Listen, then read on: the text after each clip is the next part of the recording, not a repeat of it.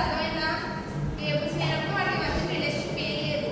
కానీ టేబుల్లో రాస్తే దాంట్లో పర్టికులర్ రిలేషన్షిప్ ఉంది. స్టూడెంట్ అనే టేబుల్లో రాశాను. సో రెండింటి మధ్య ఏం రిలేషన్షిప్? ఇది స్టూడెంట్ యొక్క నేమ్, ఇది స్టూడెంట్ యొక్క నెంబర్. అది ఏ టేబుల్లో రాయడం విడిగా వదిలేస్తాను, స్టూడెంట్ టేబుల్లో కూడా రాయడం విడిగా వదిలేస్తాను. సో రిలేషన్షిప్ ఉందా? లేదు కదా. సో అదే చెప్పుకోవాలి. A relationship database store data in the form of tables.